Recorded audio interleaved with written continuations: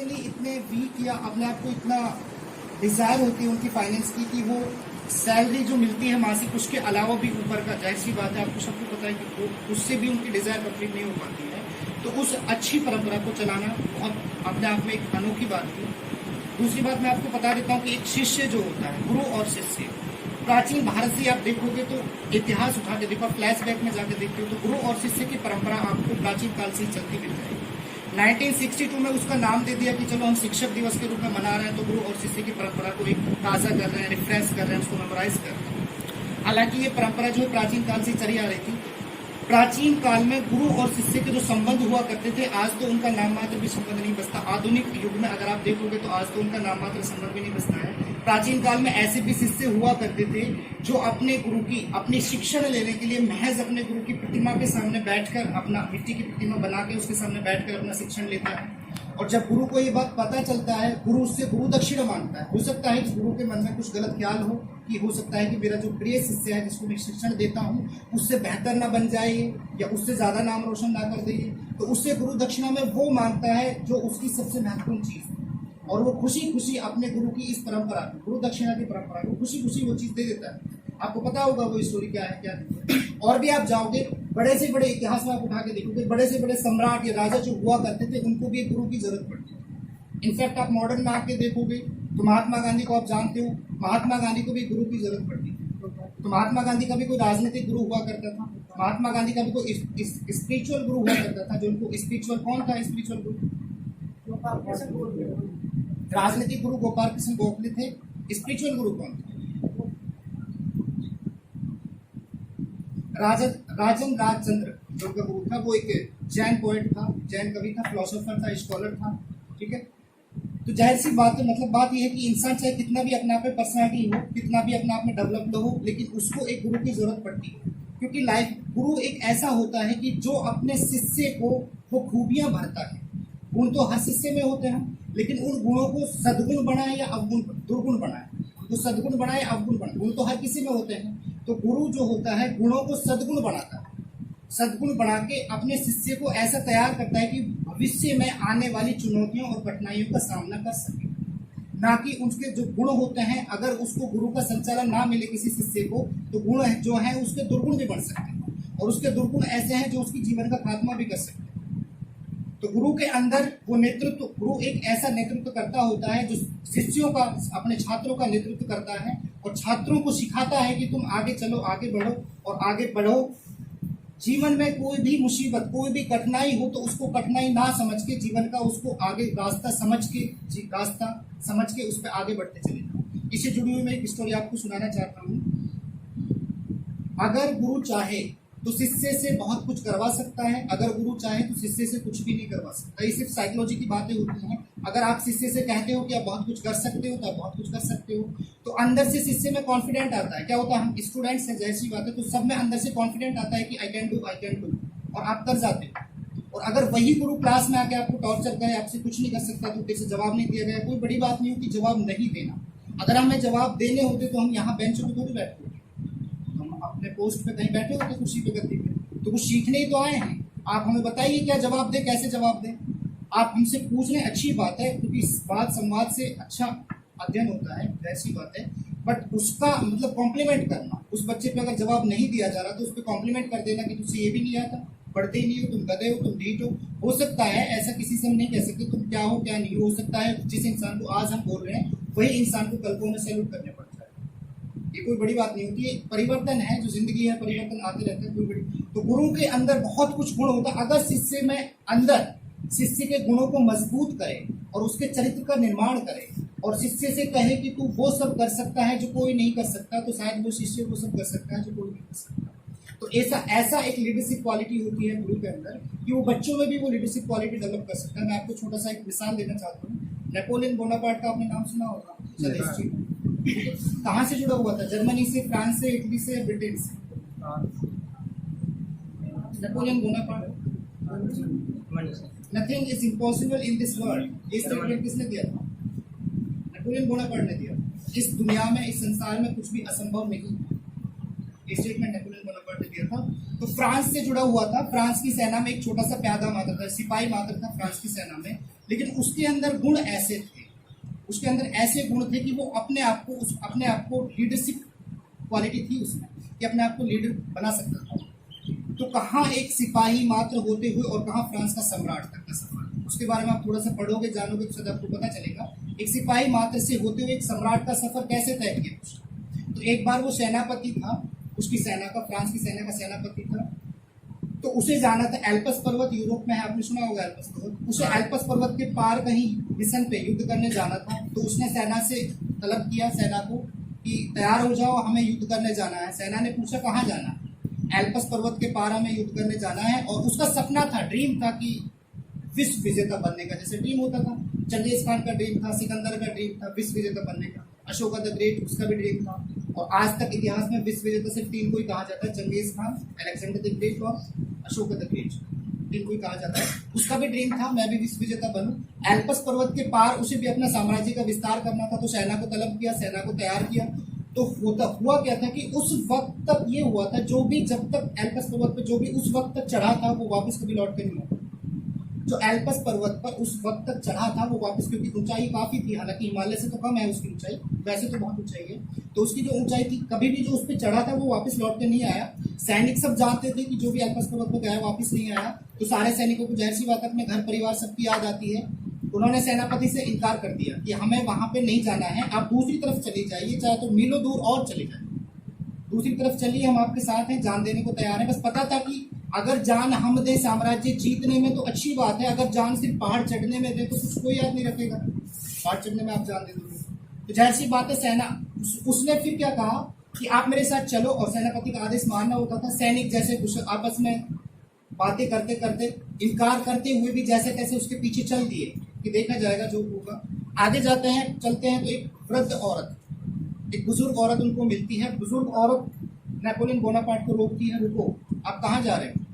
बोलते हैं कि अम्मा हम तो जा रहे हैं एल्पस पर्वत को पार करके साम्राज्य विस्तार करके। तो उसने बोला बेटा आपको पता है कि आज तक जो भी एल्पस पर्वत को पार किया है एल्पस पर्वत से वापस नहीं लौटा है। उसने नेपोलियन ने बोला हाँ जी हमें मालूम है। तो आप कैसे जा रहे हो, आपको आपकी जिंदगी का ख्याल नहीं है। तो ये बात सुनते ही सैनिकों में अफवाह फैल गई और सैनिकों ने साफ साफ इनकार कर दिया कि हमें तो नहीं जाना। जैसी बात है, आपको युद्ध जीतना है, आप जाइए, हम आपका साथ नहीं देंगे। अब नेपोलियन बोनापार्ट जिसके अंदर एक जुनून जज्बा भरा हुआ था, बस मुझे जीतना है और मुझे जीतना है जैसे तैसे भी बस जीतना है, तो उसके जुनून अब वो कैसे ठंडा कर जाए अपना जुनून। तो उसने सैनिकों से कहा कि मेरा आपसे निवेदन है कि आप मेरे साथ चलिए, जब एल्पस पर्वत आएगा तो मैं आपको अवगत करा दूंगा कि ये सामने एल्पस है, फिर आप बता देना कि आपको चढ़ना है तो आप मेरे साथ चढ़ जाइए, अगर आपको नहीं चढ़ना तो आप वापिस लौट आए। तो सैनिक इस बात पर तैयार हो जाते हैं कि इसमें तो कोई बड़ी बात नहीं है, जब एल्पस पर्वत आएगा तो हमें बता देगा कि एल्पस पर्वत ये है, आप चढ़ सकते हो तो चढ़ जाओ, नहीं तो वापिस चले जाओ, तो हम तो वापिस आ जाएंगे। सबके मन में था वापिस आ जाएंगे, हम एल्पस पर्वत नहीं चढ़ सकते। आगे जाते हैं, मीलों दूर चलने के बाद एक पर्वत आता है। पर्वत आते ही सैनिक पूछते हैं अपने सेनापति से, नेपोलियन से, कि ये एल्पस पर्वत है। नेपोलियन बोलता है ये एल्पस तो इससे कई गुना ऊंचा है, तुम अभी से होशावाश खो रहे हो, एल्पस तो इससे कई गुना ऊंचा है, चलो आगे। सैनिक जैसे तैसे कराते रमाते चढ़ते हैं, पहाड़ चढ़ के आगे चले जाते हैं, जैसे तैसे सारे सैनिक चढ़ के आगे चले जाते हैं। तो आगे जाके फिर बस उनके जहन में यही ख्याल रहता है कि कैसे जाएंगे एल्पस, कैसे पार करेंगे, वापिस आना है, सब बकवास है। चलते चलते मीलों दूर चलने के बाद मैदान का इलाका आता है, पूरा मैदानी इलाका। फिर नेपोलियन से पूछते हैं सैनिक कि रुको रुको, नेपोलियन रुक जाता है कि कब आएगा एल्पस। तो नेपोलियन बोलता है कौन सा एल्पस, कहाँ है एल्पस, जिस एल्पस की तुम बात कर रहे हो उसको तो हम कई मीलों पीछे छोड़ आए। समझ रहे हो। तो इसका मतलब मैं क्या कहना चाह रहा हूँ कि एक शिक्षक अगर बच्चे को यही कहे कि आप छोटी मोटी चीजों में लग जाओ, आप डिफेंस में लग जाओ, आप इसमें लग जाओ, आप उसमें लग जाओ, और फिर बहुत से टीचर तो कई बार टोक भी देते हैं कि तेरे बस की बात नहीं, छोड़ दे।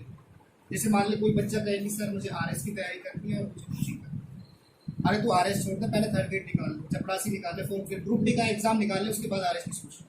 हर एग्जाम का सिलेबस अलग होता है, हर एग्जाम का पैटर्न अलग हो सकता है।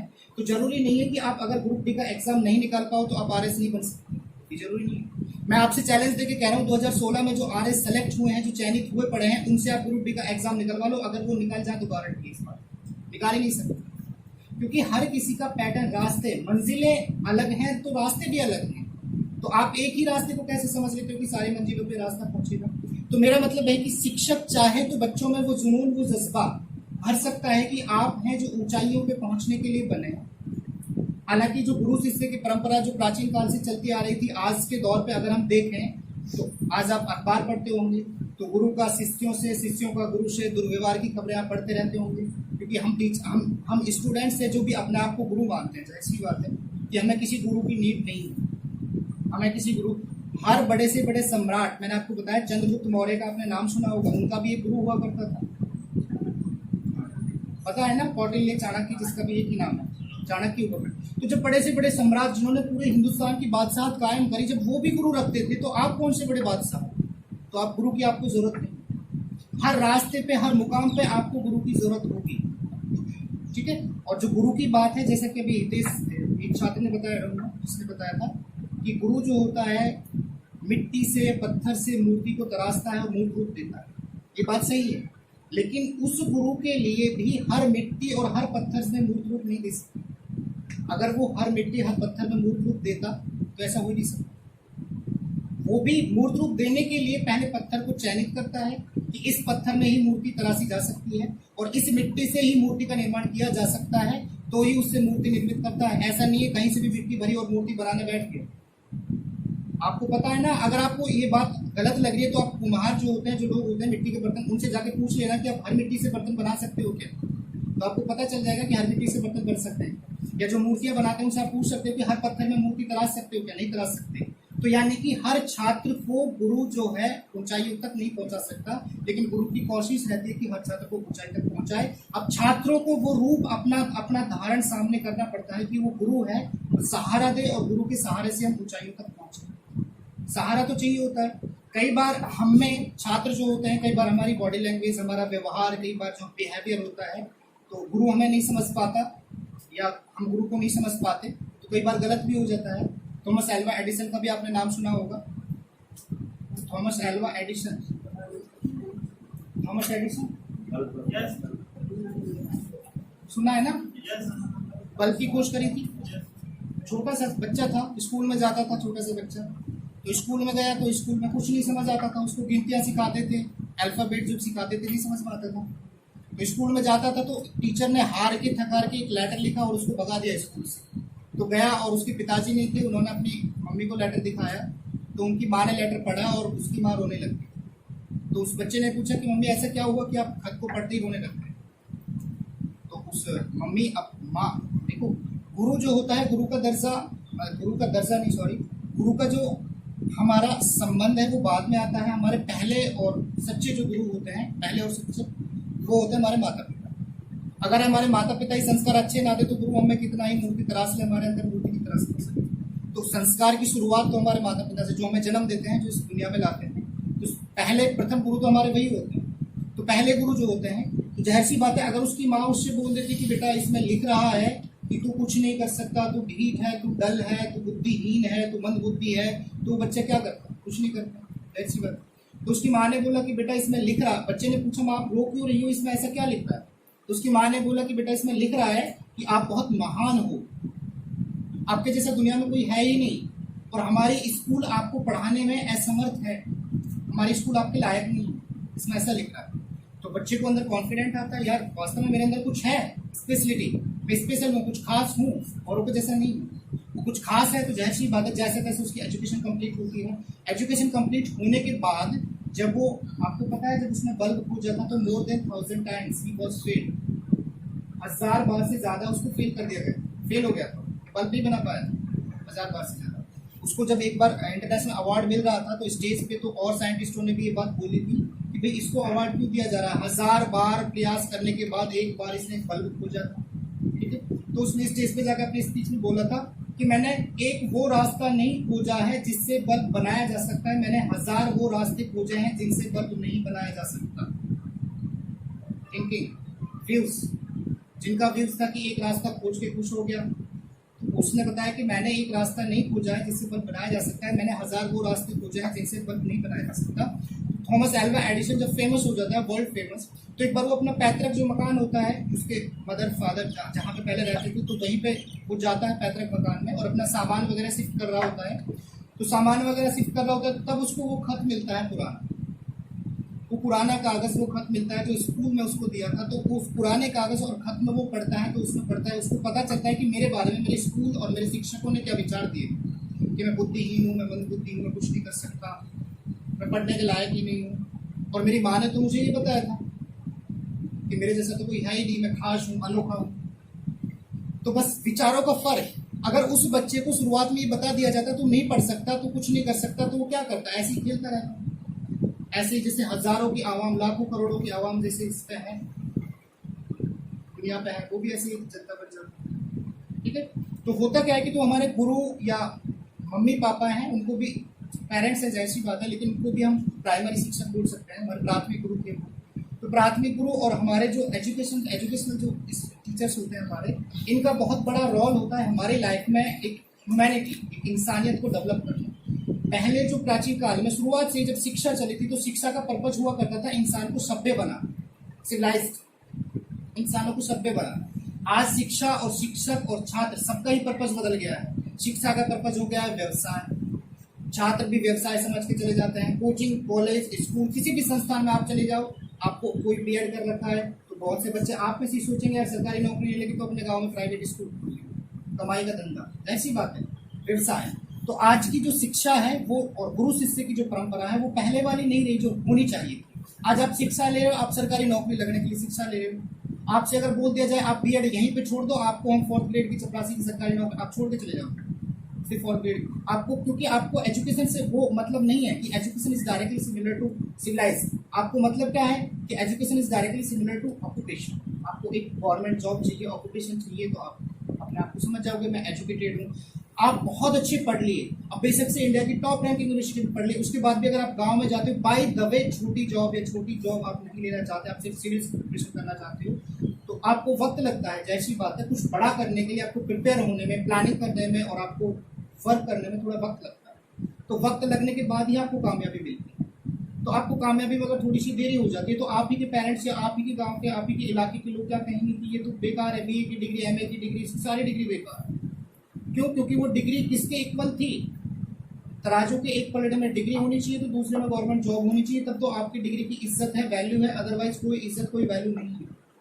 जैसी बात। तो आज का एजुकेशनल सिस्टम जो मैं बताना चाह रहा हूँ, ये सीधा सा ऑक्यूपेशन से जुड़ा हुआ है। भाई उनको कमाई चाहिए, पैसे, किसी भी इंस्टीट्यूट में आप चले जाओ पैसे चाहिए, जैसी बात। अगर आपको बीएड में आप मन लगा के आप पढ़ लो कहीं भी, जैसा कि मैडम ने बोला, हो सकता है आपको रीट में या सेकंड ग्रेड फर्स्ट ग्रेड के लिए आपको कोचिंग में भागने की जरूरत ना पड़े, लेकिन हमारे साइकोलॉजी बैठी होती है कि कितना ही अच्छे से पढ़ लो, टीचर्स के नोट्स लिखा है खूब अच्छे से रट लो, किताबें भी टीचर बता देंगे कि आपको बता दी साइको की किताब बीडी पाठक आप पढ़ लेना, बहुत अच्छी बुक है बीडी पाठक, आप पढ़ लोगे। लेकिन संतुष्टि तो तभी होगी जब आप 10-12 हज़ार रुपये किसी कोचिंग में दे के आ जाओगे। ये आपकी साइकोलॉजी है कि आपको संतुष्टि तभी होगी जब 10-12-15 हज़ार दे के आ जाओगे। उसके बाद उन टीचर्स के जो नोट्स हैं बने बनाए वो आप पढ़ोगे, तो जाहिर सी बात है। और आप नोट्स पढ़ने में भी थोड़ा सा गलत करते हो, नोट्स नहीं पढ़ने चाहिए मेरे ख्याल से, पर्सनल फील से मेरे नोट्स नहीं पढ़ने चाहिए, क्योंकि बुक्स जो होती है वो भी 100% नहीं होती किसी भी नॉलेज के लिए। पर्टिकुलर कोई भी टॉपिक आप पढ़ते हो तो बुक्स पढ़ते हो, बुक्स में से मान लो टीचर है, मैं टीचर, सपोज करो मैं टीचर हूँ, मैंने आपको साइको पढ़ाया तो एक बुक पढ़ी, एक बुक तो सफिशिएंट है ही नहीं, क्योंकि वो भी एक लेखक ने लिखी है, तो कोई भी व्यूज होते हैं, थॉट्स होते हैं, सफिशिएंट होते हैं। तो 80% उस टीचर के समझ में आया उस बुक में से, वो सफिशिएंट तो फिर भी नहीं है, चलो फिर भी हम उसे 100% मार लेते हैं। 80% समझ में आया उस बुक में से आपके, उस टीचर ने 80% का फिर रिटर्न रूप दिया तो 70% लिख पाया, 70% तो क्लास नोट्स में 60% ही लिखवा पाया, वो 60% तो आप 50% ही लिख पाए, क्योंकि जिस जैसा ऐसी चीज जो लिखाते हैं क्लास में बोलते हैं उनको तो ऐसी चीज आप ही नहीं समझ पाते।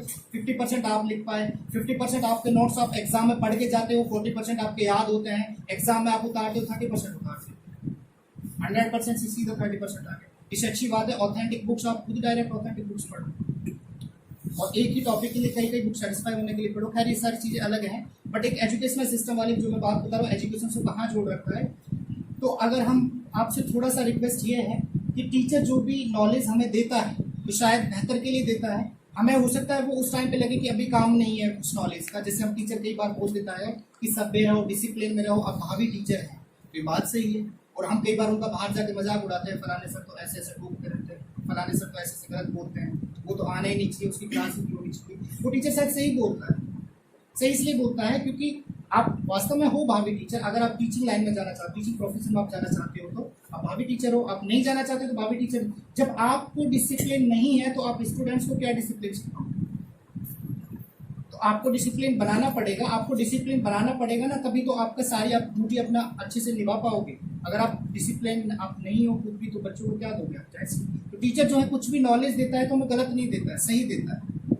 कुछ भी रास्ते में चलते बताता है कि झूठ मत बोलो, ये मत करो। ये बातें हमें सुनी सुनाई लगती हैं और बहुत ऐसी अजीब व गरीब लगती है बातें कि ये नॉर्मल पता है ये बात तो हमें, फिर भी टीचर बार बार यही बोलता है, बच्चों झूठ मत बोला करो। बार बार एक ही चीज, एक ही सेंटेंस रिपीट करता है। हमें पता है झूठ नहीं बोलनी चाहिए, पता तो है, आप अमल नहीं करते उस चीज पे।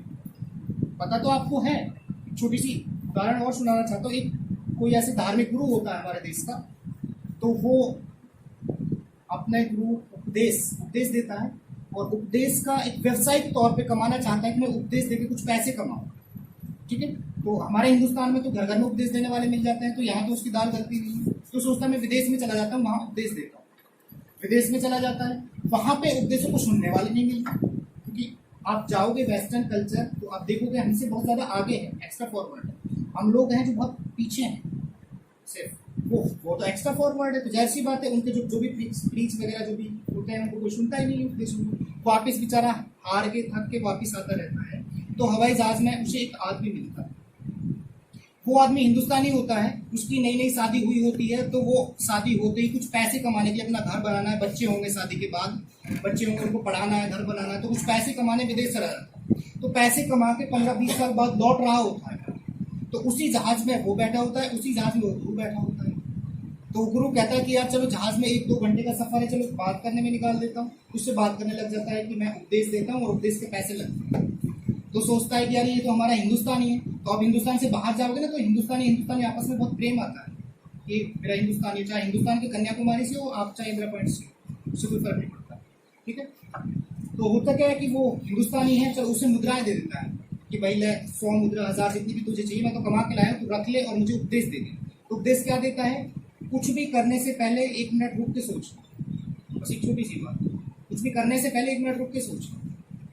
तो उसको हंसी आती है, फिर वो कहता है कि यार मेरी तो मन में सोचता है मेरी सारी मुद्राएं चली गई। ये तो मुझे पता है कुछ भी करने से पहले सोचना चाहिए, कुछ भी करने से पहले हर किसी को पता होता है ये बात, तो कुछ भी करने से पहले सोचना चाहिए।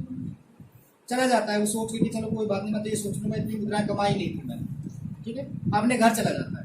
घर जाता है वो शाम के अंधेरे में, करीब शाम का अंधेरा होता है। उसकी जो बीवी थी उसको छोड़ के गया था, उसकी बीवी एक लड़के के साथ लेटी होती है चांद पे, और वो इस कदर लेटे होते हैं कि मतलब कोई भी इंसान देख के कह देगा कि नाजायज संबंध है, मतलब बहुत गलत है, उस पर कोई भी लांछन लगा सकता है, मतलब बिल्कुल एक दूसरे पे सट के ऐसे लेटे हुए। तो उसको बहुत गुस्सा आया, उसने अपने पुराने घर से रखी तलवार निकाली और तलवार निकाल दोनों को मारने की ठान ली।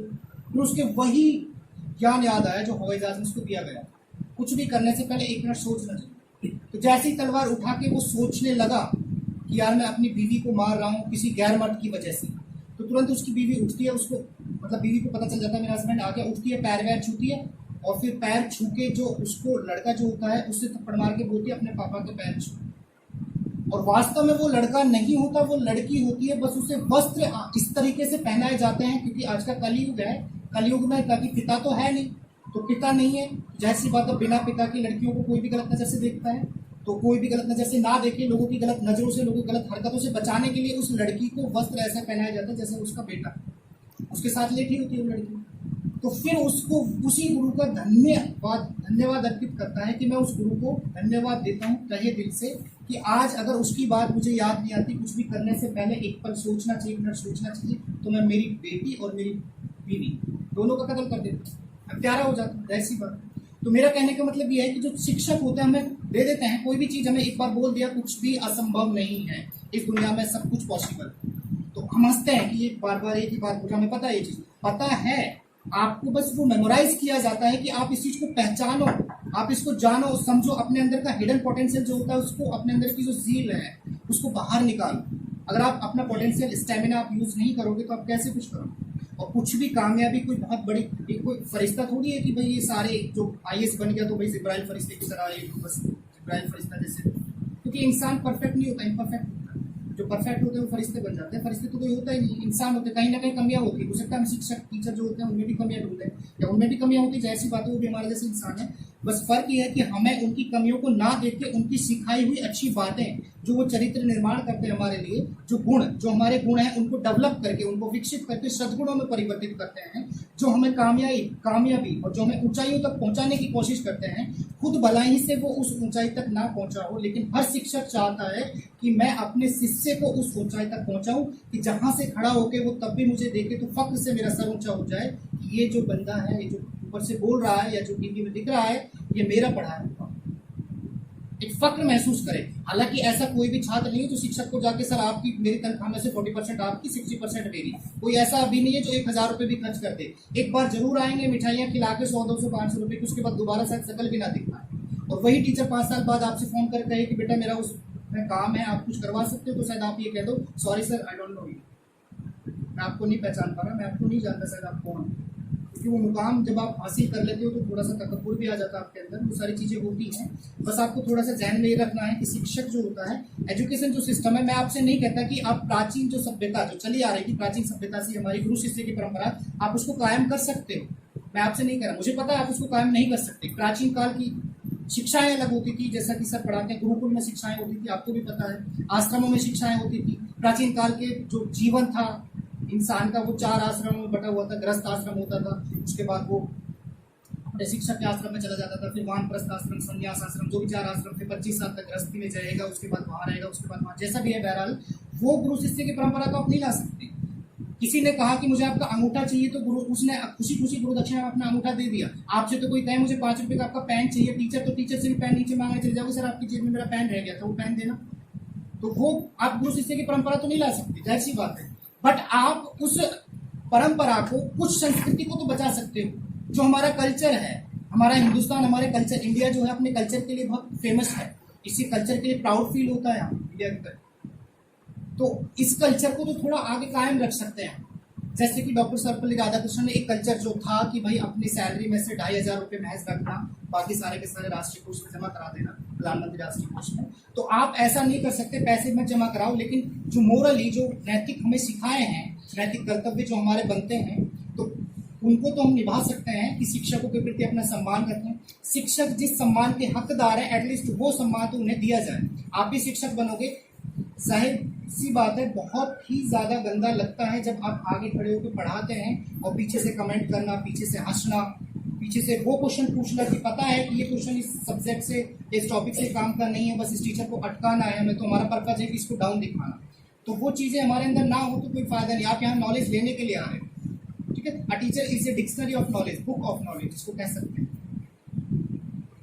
मतलब ज्ञान का भंडार है अगर आप उसके पास से लेना चाहें।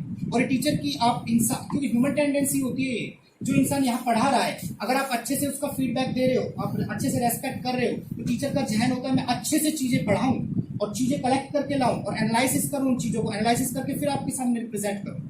अदरवाइज टीचर क्या करते हैं, क्या कलेक्ट करना, बुक से कलेक्ट करो, फिर एनालाइज करो, उनके बारे में सोचो, अध्ययन करो, उसके बाद आपको रिप्रेजेंट करो। टीचर क्या सोचेगा, सिलेबस तो कराना है, 3 महीने में करा दिया सिलेबस। अगर आपके अंदर है, स्टूडेंट्स के अंदर है कि टीचर के अंदर आप एनर्जी लाओ, टीचर के अंदर मतलब इंटरेस्ट पैदा करो कि सर हमें तो ऐसी ऐसी चीजें पढ़ाओ, साथ साथ में आप 10 मिनट लिखा रहे हो, 20 मिनट पढ़ा रहे हो, 40 मिनट पढ़ा रहे हो, आप चाहे तो 1 घंटा, 50 मिनट, 40 मिनट, 30 मिनट में ऐसी चीजें बताओ जो हमारी जिंदगी में काम आए, तो आप इंटरेस्ट पैदा कर सकते हो। क्योंकि आपको जब खड़ा करके यहाँ कहा जाए कि आप आगे आ जाओ और आप बोलो थोड़ा सा, तो आपसे बोले नहीं जाता, आपके हाथ पैर ऐसे कांपने लगते। आप सोचो तो वो टीचर हमारे लिए यहाँ खड़ा होकर पढ़ाता है और उसके पीछे से हम कमेंट करते हैं, हंसते हैं, खिल्ली उड़ाते हैं, करते हैं, तो ये कितना गलत होगा। आप यहाँ खड़े और पीछे से कोई हंसे तो आपको फील हो जाएगा कि कितना गलत होता है,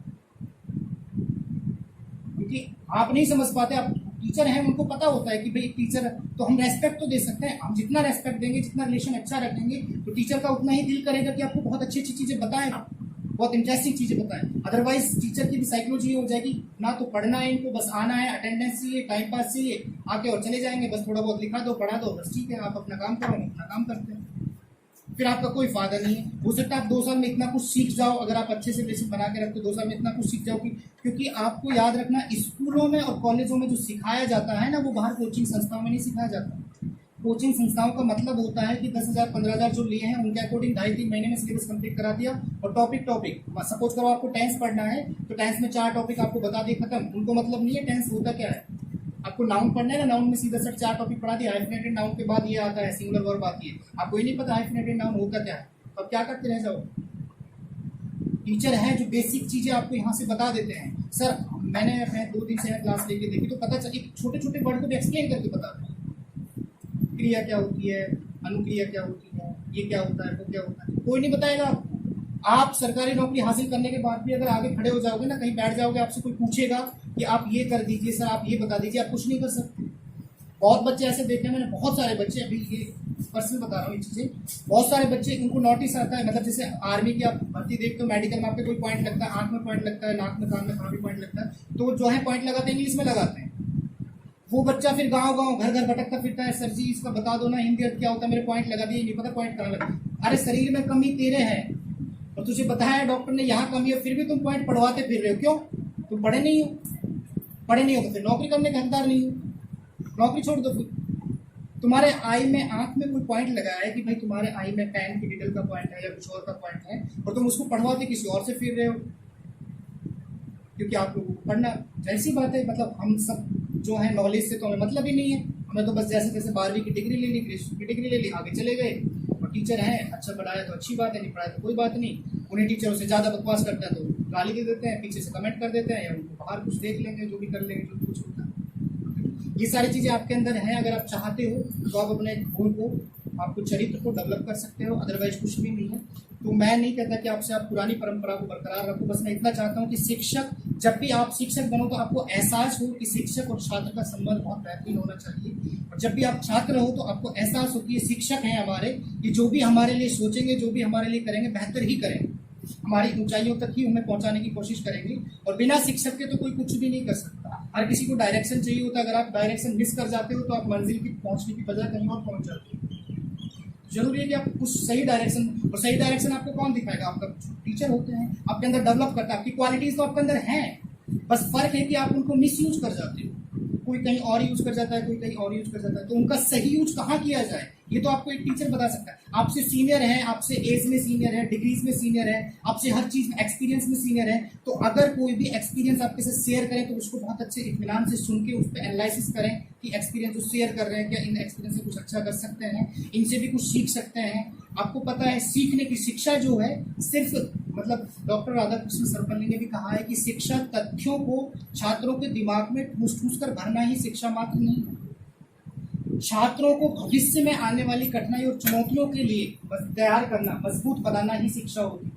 तो वो शिक्षा नहीं, तो आपको शिक्षा चाहिए तो आपको ऐसी चाहिए ना जो आप फ्यूचर में वो शिक्षा आपके काम आ सके।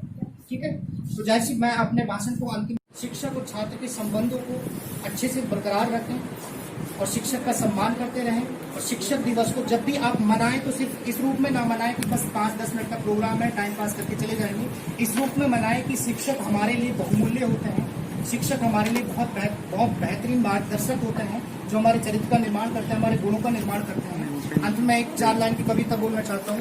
दीपक से जलता है गुरु, दीपक से जलता है गुरु, फैलाने ज्ञान का प्रकाश, फैलाने ज्ञान का प्रकाश। ना भूख उसे किसी दौलत की, ना कोई लालच ना आस, ना भूख उसे किसी दौलत की, ना कोई लालच ना आस। उसे चाहिए बस हमारी उपलब्धियां और हर वो ऊंचाइयां जहां हम जब खड़े होकर उनकी तरफ देखें पलट कर, तो गौरव से उठ जाए सर उनका ऊंचा, तो गौरव से उठ जाए सर उनका ऊंचा और हो जाए सीना चौड़ा। हर वक्त साथ चलता है गुरु, हर वक्त साथ चलता है गुरु, करता हम में गुणों की तलाश, करता हम में गुणों की तलाश। फिर तराशता है शिद्दत से और बना देता है सबसे खास। उसे नहीं चाहिए कोई वाहवाही, उसे नहीं चाहिए कोई वाहवाही, बस रोकता है वह गुणों की तबाही, बस रोकता है वह गुणों की तबाही और सहेजता है हमें एक नेक और काबिल इंसान।